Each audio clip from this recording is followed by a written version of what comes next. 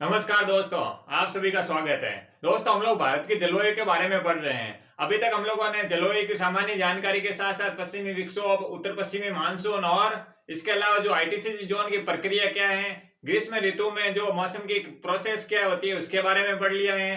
पिछले वीडियो में हम लोग अगर बात करें तो पिछले वीडियो हम लोगों ने मानसून फुहार के बारे में पढ़ा। इसके अलावा मानसून का आगमन कैसे होता है, इसके अलावा हम लोगों ने यह भी देखा आईटीसीजी जोन के माध्यम से आईटीसीजी जोन किस प्रकार भारत में प्रवेश करता है।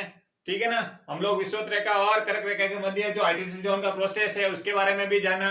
आज के वीडियो हम लोग देखेंगे कि भाई ग्रीष्म ऋतु में मौसम की प्रोसेस तो हम लोगों ने देख ली, लेकिन अब हम लोग देखेंगे जो दक्षिण पश्चिमी मानसून है, दक्षिण पश्चिमी मानसून का आने का प्रोसेस कैसे होता है, जिसमें हम लोग अब जानेंगे अरब सागर की जो शाखा और बंगाल की खाड़ी की शाखा। इसमें हम लोग एक एक करके इन दोनों का क्या रोल है, किस टाइम कहां पर बारिश होगी उसके बारे में बात करेंगे। तो उससे पहले हम लोग कुछ पिछले वीडियो के बारे में बात कर ले। पिछले वीडियो हम लोगों ने तो मुख्य रूप से ग्रीष्म ऋतु मौसम की क्रियाविधि पढ़ी, उसमें किस प्रकार आईटीसीजी जोन का उत्तर की ओर सूर्य से मतलब उत्तरायण की ओर प्रवाह होना उसके बारे में जाना, किस प्रकार लो प्रेशर जोन का पश्चिमी उत्तर भारत में क्रिएट होना यहाँ पर। ठीक है ना, पश्चिमी उत्तर भारत की स्थिति में। अगर आपने वो वीडियो नहीं देखा हो तो पहले उस वीडियो को कॉन्सेप्ट को समझे ताकि आज आपको आराम से समझ में आ जाए। आज हम लोग दो चीज के बारे में बात करेंगे। उसमें सबसे पहले हेडिंग होगी आगे की, इसी के अंदर हेडिंग है ग्रीष्म ऋतु की मौसम की प्रक्रिया के अंतर्गत। इसमें आप लोगों को हेडिंग डालनी है। इसमें हम लोग क्या पढ़ेंगे, दक्षिणी पश्चिमी मानसून। क्या पढ़ेंगे, दक्षिणी पश्चिम मानसून। दक्षिणी पश्चिम मानसून के बारे में हम लोग इसमें जानेंगे। इसमें दोस्त हम लोग दो चीजों को अलग अलग पढ़ेंगे। एक तो अरब सागर की शाखा, ठीक है, अरब सागर की शाखा। भाई अरब सागर की शाखा से कहां कहां पर भारत के किन किन राज्यों में बारिश हो रही है। इसके अलावा हम लोग बात करेंगे बंगाल की खाड़ी की शाखा की, बंगाल की खाड़ी की शाखा। इन दोनों की प्रक्रिया क्या हो रहा है, क्योंकि दोस्तों यहां से सवाल बनते हैं एग्जाम में। अक्सर आप देखेंगे तो दक्षिण पश्चिमी मानसून का प्रोसेस होता है, क्योंकि ये इंपॉर्टेंट इसलिए हो जाता है। लगभग भारत में 90% के आसपास जो बारिश होती है वो दक्षिण पश्चिमी मानसून के कारण होती है। उत्तर पश्चिमी मानसून की बात करें तो हम लोगों ने ध्यान दिया होगा कि उसमें क्वेश्चन तो बनते हैं, लेकिन वो पश्चिमी विक्षोभ का कुछ सिमिलर क्वेश्चन, उसका क्या है डिस्क्रिप्टिव है ना, उसके बारे में नहीं पढ़ना होता है। लेकिन दक्षिण पश्चिमी मानसून के दोनों शाखाओं को अच्छे से जानना जरूरी है। किस प्रकार भारत में आगमन होता है, मानसून का आगमन कैसे हो रहा है, फिर धीरे धीरे किन किन राज्यों से होते हुए बारिश का प्रोसेस धीरे धीरे आगे किस प्रकार नमी का ग्रहण करना, इसके बारे में बात होती है। तो हम लोग एक एक करके डिटेल में अरब सागर की शाखा से होने वाला प्रोसेस और बंगाल की खाड़ी से होने वाली शाखा के बारे में अच्छे से जानेंगे। अगर आगे बात करें दोस्तों, आप लोगों को ध्यान होगा जब मैंने पिछले वीडियो में बताया था दक्षिण पश्चिमी मानसून का आगमन होता है वो लगभग 1 जून के आसपास कहां पर टकराता है, भारत के मालाबार तट से, केरल के मालाबार तट से टकराकर भारत के उत्तर भाग की ओर प्रवाहित होता है। ये आपको ध्यान रखना है। ये लगभग 15 सितंबर के आसपास ये प्रोसेस चलता है और 15 जुलाई तक ये पूरे भारत में लगातार इस तट पर तो वर्षा करता ही है। ठीक है ना, तो 15 सितंबर तक ये जो वर्षा का प्रोसेस चलता रहता है। फिर मानसून का वापिस अक्टूबर आते आते निवर्तन स्टार्ट हो जाता है। उसके बारे में भी हम लोग अलग से जानेंगे। अभी आप सबसे पहले हेडिंग डाल दीजिए अरब सागर की शाखा। हम लोग दक्षिणी पश्चिमी मानसून ये ग्रीष्म ऋतु की क्रियाविधि के अंतर्गत ही पढ़ रहे हैं हम लोग। इसमें आप लोगों को हेडिंग डालनी है पहले दक्षिणी पश्चिमी मानसून, उसके अंदर आपको 2 पॉइंट डालने, अरब सागर की शाखा और बंगाल की खाड़ी की शाखा। अरब सागर की शाखा सबसे पहले आपको हेडिंग डालनी है। पहले हम लोग अरब शाखा के बारे में अच्छे से पढ़ेंगे, फिर हम लोग बंगाल की खाड़ी के बारे में अच्छे से जानेंगे, क्योंकि दोस्तों यहाँ से सवाल बनने के चांसेस बढ़ जाते हैं। आपका अगर कॉन्सेप्ट क्लियर होगा तब आप आराम से क्वेश्चन कर पाएंगे। अगर बात करें अरब सागर की शाखा, अरब सागर की शाखा की बात करें दोस्तों, ये वाला जो आप मैप तो आप सब लोग देख चुके होंगे। यहाँ जो ये स्थिति है ये किसकी है, अरब सागर की शाखा। ठीक है ना, यहाँ पर अरब सागर है। ठीक है ना, ये हिंद महासागर का ये भाग ही है दोनों, लेकिन भारत के यहाँ पर पश्चिमी और दक्षिणी तट का ये जो किनारा है ये है अरब सागर शाखा। अरे ये अरब सागर, ये हो गए बंगाल की खाड़ी। अरब सागर में आप दोस्तों यहां से आप देखेंगे दोस्तों, सबसे पहले अरब सागर की शाखा जो सबसे पहले जो यहाँ का जो मानसून उत्पन्न होता है दक्षिणी पश्चिमी भाग का, किसकी शाखा का, अरब सागर की शाखा का, वो सबसे पहले आके कहा टकरा रहा है, कहां पर, ये है आपको जो ब्लैक कलर में मैंने बता रखा है, ये है मालाबार तट। क्या नाम है, मालाबार तट। तो मानसून का जैसे आगमन हुआ, तो मानसून आगमन होने के बाद 1 जून के आसपास, किसके पास, 1 जून के आसपास मानसून की जो आगमन होता है तो वो कहां पर टकराता है, मालाबार तट के, ठीक है ना। मालाबार तट है जो यहां से मानसून का आगमन होता है।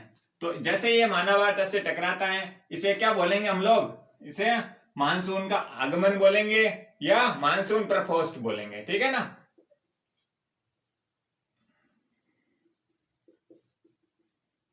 मानसून प्रकोष्ठ या मानसून का आगमन 1 जून के आसपास मालाबार तट के ऊपर टकराता है। लेकिन दोस्तों ये एक प्रकार का जो मानसून है, यहाँ की जो वर्षा का कारण बनता है, ये यहाँ के पहाड़ियों की उपस्थिति के कारण यह वर्षा का मूल कारण बन जाता है। इसका स्थलाकृति कारण या पहाड़ियों की उपस्थिति का होना ही ये वर्षा का कारण बनता है। कैसे, उसके बारे में इसका दोस्तों एक कॉन्सेप्ट वर्ड देखते हैं कि जैसे आपको पता है ये जो पश्चिमी घाट और ये इलाका है, कुछ मिला के जो पश्चिमी और दक्षिणी भाग का भाग है, तो यहाँ पर क्या है, पश्चिमी घाट है। तो पश्चिमी घाट से यहाँ पर क्या होती है, मानसून का जैसे आगमन होता है तो ये क्या करता है, इन पहाड़ियों से टकराता है, ठीक है। कुछ इस प्रकार देख सकते हैं आपके सामने, जैसे ये पहाड़ है, ठीक है। जैसे ही मानसून की जो हवाएं आ रही है, ठीक है ना, नमी युक्त हवाएं आ रही है, तो इसमें क्या होता है, नमी की मात्रा बहुत सारी होती है। क्यों, क्योंकि मैंने आपको बताया यहाँ का स्थलखंड का तो भाग है नहीं। यहाँ पर लोग जब उत्तर पूर्वी मानसून की बात कर रहे हैं तो स्थलखंड के भाग की बात करते हैं, तो यहाँ पर बारिश होने का चांसेस बहुत कम हो जाते हैं। लेकिन जो ये अरब सागर से ये शाखा आ रही है, अरब सागर से क्या हो रहा है, यहाँ पर बहुत सारी क्या होती है, नमी की मात्रा, नमी और आर्द्रता की मात्रा होती है। तो ये क्या करती है, ये जैसे ये मानसून का आगमन हुआ तो ये आगे आते आते क्या करेगा, ये बड़ी बड़ी पहाड़ी है यहाँ पर, ये पश्चिमी घाट से टकरा रहा है। सबसे पहले मानसून का आगमन होता है जब केरल के तट के 1 जून के आसपास क्या होता है, केरल के तट से टकराता है। जो ये केरल के ये भाग किसका है, पश्चिमी घाट का ही है। तो यहाँ पर जैसे ही टकराएगा तो क्या होगा, आपको पता है जब ये हवाएं पहाड़ को ऊपर से होते ऊपर जाएगी, ऑब्वियसली यहाँ आगे अगर पहाड़ी होगी तो हवाएं का प्रवाह कुछ इस प्रकार होगा, तो ये हवाएं कुछ इस प्रकार जाएगी। तो यहाँ पर क्या होगा, धीरे धीरे क्या होगा, नमी में कमी है, टेम्परेचर में कमी आएगी, ठीक है। तो तापमान का क्या ह्रास हो रहा है, तो इसे क्या बोलेंगे, इडियोबैटिक ताप।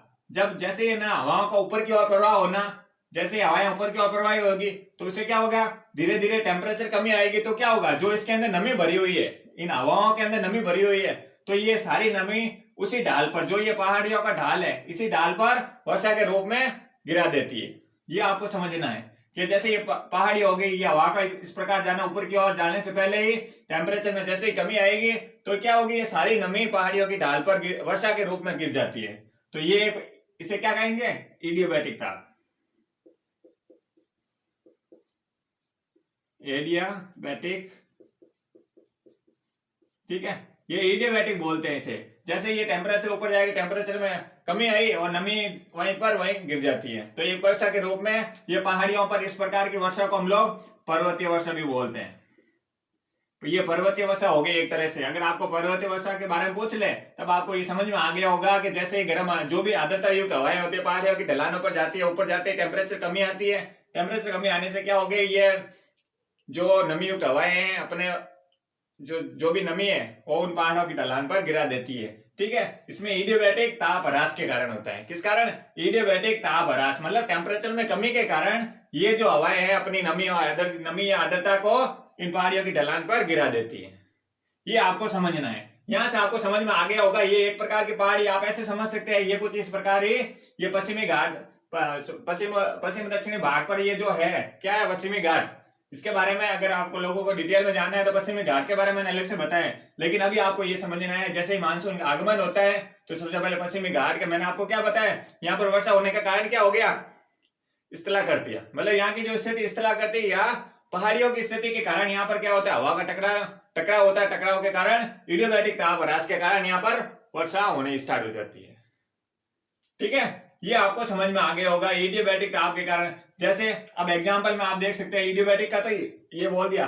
अगर बात करें एग्जांपल की, ये आपके सामने पश्चिमी घाट है, ठीक है। जैसे ये हवाएं आई, अरब सागर की शाखा की जो हवाएं आ रही है, ये आके कहां पर, ये इस पश्चिमी भाग से टकरा रही है, तो ये टकरा के क्या होगी, यहाँ पर भी इडियोबैटिक ताप ह्रास का प्रोसेस होगा। इडियोबैटिक ताप प्रोसेस में मतलब जैसे हवाएं ढाल के ऊपर चढ़ेगी तो ऊपर आपको पता है ऊपर की ओर जाने पर टेम्परेचर में कमी आ रही है, तो टेम्परेचर में कमी आएगी तो क्या होगी, आर्द्रता और जो नमी युक्त आर्द्रता हवाएं हैं वो यहीं पर अपना जल गिरा देगी, जिसे हम लोग वर्षा कहते हैं।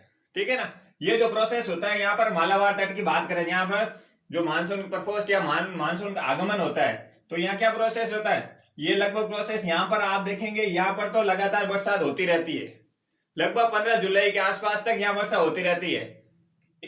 इस शाखा से तो होती रहती, क्यों रहती है, आपको पता है कि भाई जो भी हवाएं आगे जा रही है, बरसात यहाँ तो होगी तो अधिकतम मात्रा में यहाँ होगी, फिर धीरे धीरे इसका जो कुछ भी जगह मिलेगी, ये आगे आगे इसकी जो नमीयुक्त हवाएं जा रही है वहां पर थोड़ी थोड़ी बारिश होती रहेगी। तो ये आपको समझ में आ गया होगा पश्चिमी घाट का क्या प्रोसेस होता है। अगर आगे बात करें तो आगे ये प्रोसेस कैसे होगा, यहाँ से तो यहाँ पर वर्षा मालाबार तट के आसपास के क्षेत्रों में तो 1 जून से लगभग 15 सितंबर के आसपास लगातार होती रहेगी। लेकिन अब आगे ये मानसून की जो प्रोसेस है, ये आर्द्रतायुक्त हवाएं आगे प्रवाहित हो रही हैं, तो आगे प्रवाहित होकर ये हवाएं कुछ इस प्रकार ये आगे होते हुए यहाँ पर आप नोट करेंगे, यहाँ पर जो नर्मदा और तापी की घाटियां हैं, ठीक है, तो यहाँ से ये हवाएं प्रवाहित होनी स्टार्ट हो जाती हैं। तो ये जो नर्मदा और तापी के जो भ्रंश घाटियां हैं, यहाँ से प्रवाहित होकर अमरकंटक की चोटी से टकराकर ये हवाएं अमरकंटक के क्षेत्र में भी वर्षा का कारण बनती है। ये आपको ध्यान रखना है कि भाई ये हवाएं ओनली पश्चिमी घाट से नहीं टकरा रही है, पश्चिमी घाट से तो टकरा ही रही, लेकिन जब ये हवाओं को कुछ नीचा क्षेत्र मिलता है, जहाँ मौका मिलकर ये आगे जा रही है, तो आगे ये ध्यान रखना है कि ऐसे की ऐसी स्थिति यहाँ रहती है। लेकिन जब दक्षिणी भारत से उत्तर भारत की ओर इन हवाओं का या अरब सागर की शाखा का प्रभाव होता है, तो वर्षा में लगातार कमी आती है। क्यों? क्योंकि आपको पता है स्थलखंड पर धीरे धीरे यहाँ से तो टकरा रही है, टकराने के बाद जो भी नमी रहती है थोड़ी बहुत आगे जाती है, तो ये आगे प्रोसेस रहता है, तो क्या हो, नमी की मात्रा में तो कमी आ रही है, तो फिर क्या होगा, उसका प्रभाव वर्षा पर देखने को मिलेगा, तो यहाँ पर वर्षा में कमी आएगी। तो ये अमरकंटक चोटी, मध्य प्रदेश के अमरकंटक चोटी से टकराकर भी यहाँ पर भी वर्षा का कारण बनती है। ठीक है ना, ये आपको समझ में आ गया होगा। उसके बाद देखेंगे दोस्तों, ये अरब सागर की शाखा आगे होते हुए यहाँ पर गुजरात में गिर और मांडव पहाड़ियां, ये जो मैंने दो बता रहे कि गुजरात में गिर और मांडव पहाड़ियां, तो गिर और मांडव पहाड़ियों में ये अरब सागर की शाखा टकराती है, जिसके कारण यहाँ का जो क्षेत्र होता है वहां पर हरा भरा क्षेत्र देखने को मिलेगा। लेकिन आपको दोस्तों आपको पता है, ये सौराष्ट्र का जो एरिया है, ये एक प्रकार का सूखाग्रस्त क्षेत्र भी अपन बोल सकते हैं, क्योंकि यहाँ पर बहुत कम पानी की कमी होती है, तो वो क्षेत्र सूखाग्रस्त होता है। लेकिन यहाँ पर कोई पहाड़ियां नहीं होती है। लेकिन आप नोट करेंगे सौराष्ट्र का जो एरिया हो रहा है वहां पर तो बिल्कुल ऐसे हरा भरा कुछ नहीं है। लेकिन जब आप गुजरात ये वाला जो सिरा देखेंगे गुजरात का, तो यहाँ पर गिर और मांडव की पहाड़ियों से क्या होगा, अब आदत हुई हवाएं टकराएगी तो वहां पर बारिश होगी तो क्या होगा, वहां की जैव विविधता में वृद्धि होगी, किसी प्रकार के पेड़ पौधों में, उत्पादन में, सारी चीजों में इनका प्रभाव होता है। जहाँ पानी होता है वहां पर सारी चीजें होती हैं। ठीक है ना, पारिस्थितिकी तंत्र भी अच्छा बना रहता है। तो यहाँ पर हम लोगों ने गिर राष्ट्रीय उद्यान के बारे में पढ़ा है, तो ये वही जगह है यहाँ पर। ठीक है ना, ये जो क्षेत्र दिख रहा है गुजरात का, ये हरा भरा रहता है, लेकिन ये सौराष्ट्र का एरिया यहाँ पर इसका कोई रोल नहीं रहता, ये आपको ध्यान रखना है। तो यहाँ पर इसका दक्षिण अरब सागर की शाखा का प्रभाव हम लोगों को पश्चिमी घाट के आसपास दिखाई दे रहा है। हम लोग दोस्तों यहाँ पर जो वृष्टि सहायक क्षेत्र है उसके बारे में एक अलग से पढ़ेंगे, क्योंकि उसको पढ़ना जरूरी है। क्यों? क्योंकि आपको पता है कि जब सामने वाले भाग से टकराकर नमीयुक्त हवाएं वहीं पर गिर जाती है यहाँ पर, तो फिर क्या होगा, उसके दूसरे वाले विमुख भाग पर क्या होगा, वहां खाली जगह रह जाती है। अब बड़ी सी पहाड़ी है, आगे की ओर वर्षा हो गई, एडियाबैटिक ताप के कारण सारी नमी तो वहां पर गिर गई वर्षा के रूप में। ठीक है ना, तो फिर क्या होगा, दूसरी वाली जगह क्या होगी, ये खाली रह जाती है, यहाँ पर कुछ सूखा टाइप की स्थिति रह जाती है, मतलब इस मानसून का प्रभाव यहाँ पर नहीं रहता। ठीक है, जैसे ये शाखा जो अरब सागर की शाखा यहाँ गुजरात में मांडव और गिर पहाड़ी से टकराकर यहाँ गुजरात के एरिया में वर्षा करती है, लेकिन सौराष्ट्र के एरिया में नहीं, ये ध्यान रखना आपको। फिर ये शाखा आगे जाते हुए गुरु शिखर चोटी से टकराती है। ठीक है ना, राजस्थान के गुरु शिखर चोटी से टकराती है, जिससे क्या होगा, यहाँ उसके आसपास के क्षेत्रों में तो वर्षा हो जाती है, लेकिन ध्यान रखना दोस्तों, अरावली पर्वतमाला पर वर्षा का नहीं होने का कारण क्या हो गया, यहां से नोट करेंगे। जब अरब सागर की ये शाखा है तो ये ऊपर की ओर प्रवाहित हो रही है, आप नोट करेंगे तो ये क्या हो गई, ये अरब सागर की शाखा के समानांतर है, इसलिए राजस्थान में इसका वर्षा नहीं होती। अपन ये नहीं कह सकते कि भाई अरब सागर की शाखा के कारण राजस्थान में वर्षा होती है, क्योंकि अरब यहाँ पर आपको पता है कि जो अरावली पर्वतमाला है, अरावली पर्वतमाला से ये शाखा टकरा ही नहीं रही है, तो वर्षा कहां से होगी। यहाँ पर आप नोट करेंगे तो यहाँ पर सौराष्ट्र में नहीं हो रही है। क्यों नहीं हो रही, यहाँ किसी पहाड़ी से न टकरा नहीं रही है, तो किस प्रकार वो अपनी नमी आर्द्रता को गिराएगी। ठीक है ना। यहाँ पर ये क्या हो गई, इसके समानांतर हो गई। एग्जाम में यहाँ से क्वेश्चन बन सकता है। यहाँ पर आपको पूछ लेता है कि भाई अरब सागर की शाखा से, अगर बड़े एग्जाम यूपीएससी जैसे एग्जाम हो उसमें एक स्टेटमेंट क्रिएट करके दे देते हैं कि अरब सागर की शाखा से राजस्थान में वर्षा होती है, तो ये स्टेटमेंट रॉन्ग होगा। क्यों? क्योंकि दोस्तों अगर अरावली पर्वतमाला जो राजस्थान के अंदर स्थित है, ठीक है ना, इसका ऑलमोस्ट 80-90% भाग राजस्थान के अंदर ही है, लेकिन कुछ सिरा गुजरात में जरूर है।